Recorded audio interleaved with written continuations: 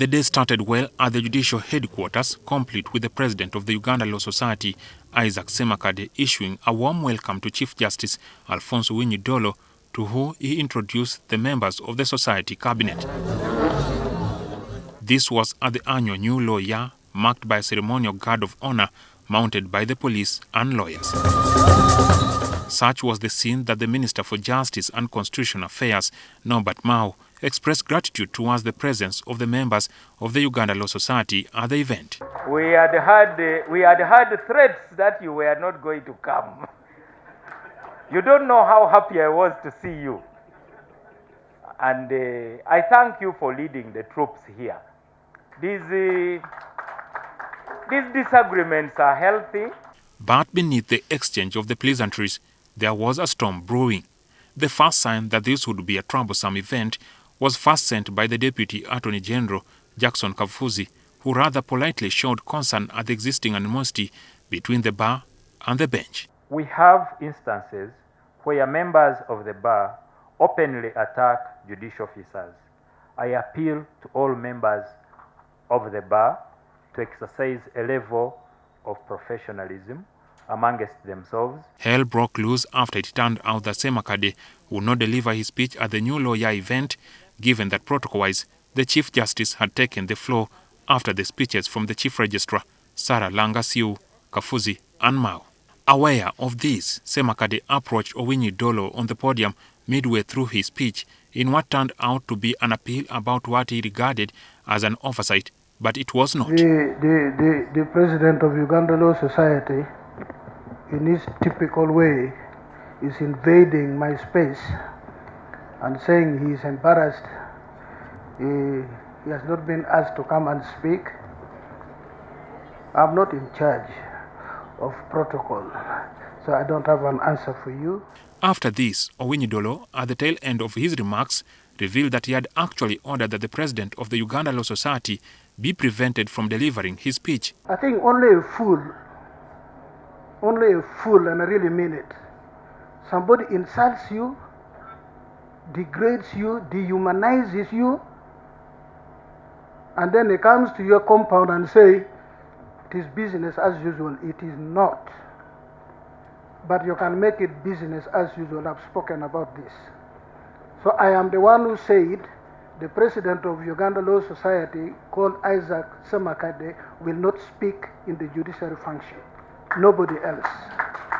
This was the result of an apparent agitation about the conduct of the Uganda Law Society towards judicial officers. The members of the Uganda Law Societies, justice seekers, know and understand the difference between criticism and abuse. The difference between constructive criticism and vulgar, uncouth, primitive assault. Owiny-Dollo is especially concerned about what he stated were derogatory and vulgar remarks used by Ssemakadde against Justice Musa Ssekana. He demanded an apology. If you don't apologize to Justice Owiny-Dollo, it doesn't matter. But please apologize to Justice Musa Ssekana. Because what you said about Justice Musa Ssekana, I mean, nobody in their right senses, only somebody who deserves to be taken to Butabika to have the head examined could say those things. So I hope this is the last time I speak about it, because I will not, again, I will take action. This is not a threat. I will take action. But I've left the door wide open, all the windows are open, please. At this moment, it appears Ssemakadde and the members of his executive could not stomach it anymore and decided to storm out of the gathering. Ssemakadde rebuked what he termed the old-style colonial threats. However, we are witnessing, and we have just witnessed, increasing aggression and animosity from sections of the judiciary, including its top management, against not only the bar, but also the Ugandan people. The Ugandan prison system is heavily congested. Sentencing and incarceration have become arbitrary, wielded as tools of oppression and rather than justice. You've just heard the Chief Justice threaten me with sentencing and incarceration. Ssemakadde categorically stated that they would not issue an apology for the radical bold stand. We, the Uganda Law Society, present no apologies. We will not be silenced and we will remain an independent bar now, today and forever, unapologetically radical, unfalteringly bold and irrevocably committed to the fundamental principles of justice, accountability and free expression. Thank you.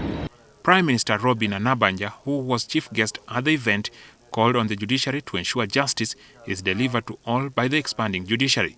The battle lines between the judiciary and Uganda Law Society have been drawn. The judiciary condemns the executive of Uganda Law Society for use of strong language against judicial officers. However, Chief Justice Alfonse Owiny-Dollo says it is never too late to mend fences. As to this will happen anytime soon, only time will tell. Jackson Onyango, NTV.